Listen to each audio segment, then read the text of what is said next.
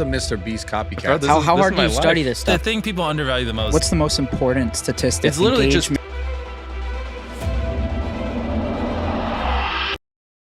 gave a homeless guy 10 grand, and then the next day I'm buying everything in 5 stores, and needing 100 people to fill dozens of U-Hauls and stuff. Like, it was just a slow progression up, and along the way we just pick up a person and another person, another. And how do you find people? Because I think that's something that YouTubers have a really hard time with. I don't really know. I mean, I've been doing, like I said, 4 years. Like, it's a very, very, very slow grind hiring all these people. I honestly, there are way more qualified people for that. If someone knows how to find great talent, please reach out to me. I'll pay you.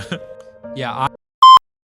Who is the MrBeast copycats that you tweeted about like a couple weeks ago? Who are those people? What did I tweet? You tweeted like there's like something basically about like these copycats. Oh, like, yeah, gotcha. Yeah, so I go on podcasts like these, and I usually tell how I make my videos, and I'm like, here's how I do it. Here's what you should do, and I hope, my thought was like, oh, people will take this knowledge, they'll apply it to their content, do their own thing. But 90+% of people just take it and just do exactly what I do and just there's a lot of people who just make videos like ours, just slightly less money and dumber down. And are there any that are getting traction?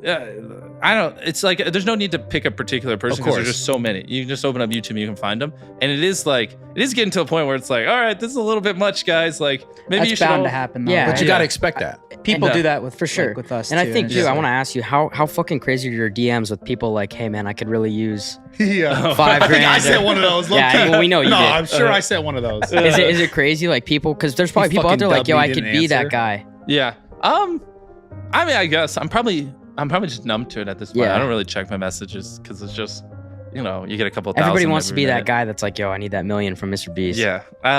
Yeah, I don't really pay attention to it. So, because like I say, like in my YouTube About page, like, I give away money and I help people because it's fun, not because I feel obligated to. And so I just kind of do, what I. What's the most important statistics for like a video to succeed? Yeah. Is it retention? Is it like It's literally just 3 engagement? things. It's the click-through rate, whether or not they clicked it, the AVD, average view duration, and the one that you don't really get to see is like those surveys. What was the second one? Average view duration. So like this, I did a podcast one time with Colin and Samir, which like they averaged like a couple 100,000 views a video, but that podcast got 12 million views because on average people will listen to that podcast for 45 minutes. And it was only like an hour and 20 podcast. So because YouTube could see people were watching it for so long, that's a great indicator that they loved it. Is that like the biggest thing they use to like push a video is retention? Yeah, watch time. Yeah, without a doubt. Because if on average 1 million people click a video, it's 10 minutes and they only watched it for 2. Why the fuck would you serve that video over a different one where on average they watched it for 8 minutes? Clearly they enjoyed that 8-minute one way more. Yep. When did you start filming, or when did you get your first space outside of your bedroom? Oh, that's a hard one. I mean, the videos just kept getting so much bigger. I can't tell you which video, but if you watch my videos, when I stopped filming in my room and I started filming outside, it gets so hot here. Yeah. I was like, I don't want to just film outside, and I burn so easily. And so then we got there's like an old firefighter building or whatever. Like the floor was yellow. It was hideous. There's 2 garage doors where the fire trucks used to come in and out. That's where our first ever like studio. It was a really small warehouse. I started off in my bedroom, like we talked about earlier, and then I got a little office building, like 1 room basically. Well, it's 2 rooms. They weren't really that big, and then we outgrew that in like 3 months. And then my mom told you guys the story yesterday, and then I got a bunch more office space, like 4 or 5 offices, and then I got like a little warehouse, then I got a bigger warehouse, and then I got kind of like a campus, like 2 warehouses, because like the videos are getting so big, and you have to work on multiple videos at a time, because most of our videos takes months to produce, and I don't just upload 2 or 3 videos a year. So if you're working on like 5 videos at a time, and one of the videos takes up an entire warehouse, and another video takes up an entire warehouse, well, then you can't work on the other 3 because 2 warehouses are full. So then that's what led us to getting this big place, because it's so huge we can work on multiple videos here at the same time. That just for you YouTubers that are wondering, like, how do you get to this point? Like, it's usually a slow snowball. Oh God. Well, I don't really think of things in terms of flops, but I guess if it got under like 40 or 50 million views, I'd be a little sad. Has that happened like on a big video where you've been like, fuck, I thought that was gonna go crazy? This motherfucker, bro. Yeah. Like, he kind of disrespectful. But your videos are so expensive. It's like you put in all this effort. Yeah, you can usually kind of guess which ones will do well and which ones won't. I think the big thing is like if a video is 10 out of 10, I try not to get emotional like it used to like years ago crush me. Like borderline have me in tears. Like we spent $3 million in 6 months but now I try to take a more objective standpoint. It's just like, okay, like was the retention bad? What did people, why did it not do well? Take the notes and just move on. Yeah. So like I'm as detached from that as possible, which is help my mental health, leaps and bounds. Yeah. The fact that like no matter what that 1 out of 10 or 10 out of 10 says, it doesn't really affect me. So I just try to take a really objective, non-emotional approach to, the videos. Were there other people when you were growing up making YouTube videos?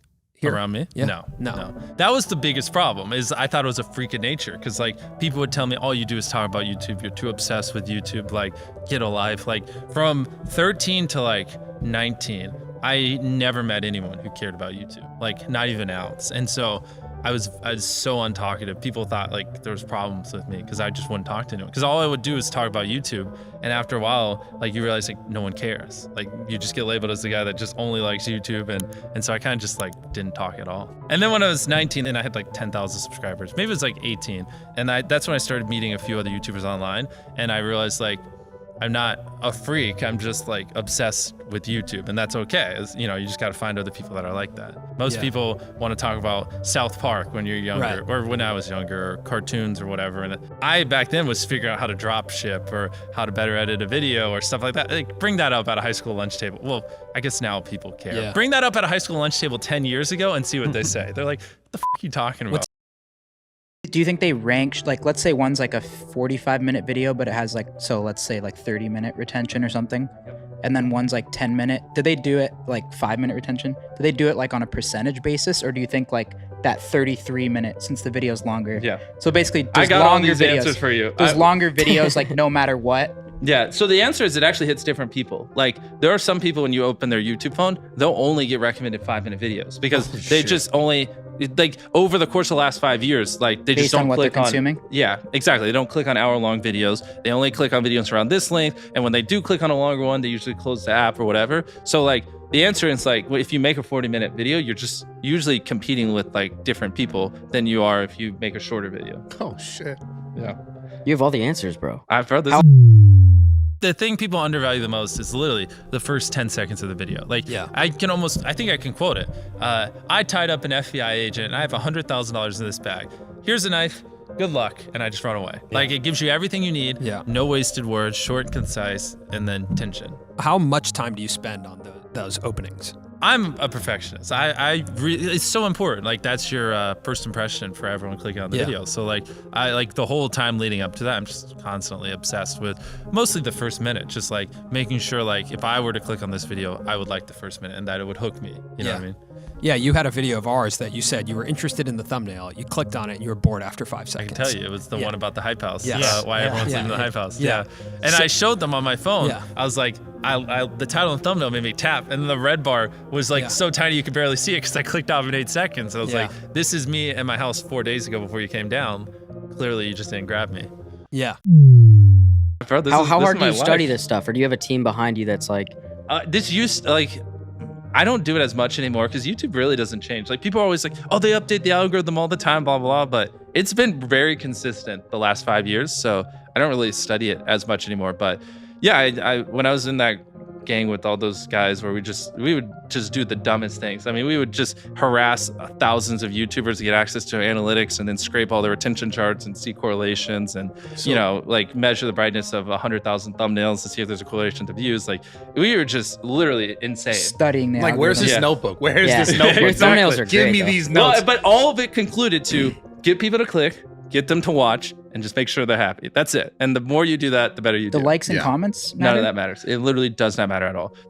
We have a video that has, I think, unless someone broke it, the most comments on a single YouTube video. And lo and behold, it's not our most viewed video. Likes is just more motivating, I think. Like when you see your video get a lot of likes, I just do you motivates check me. them?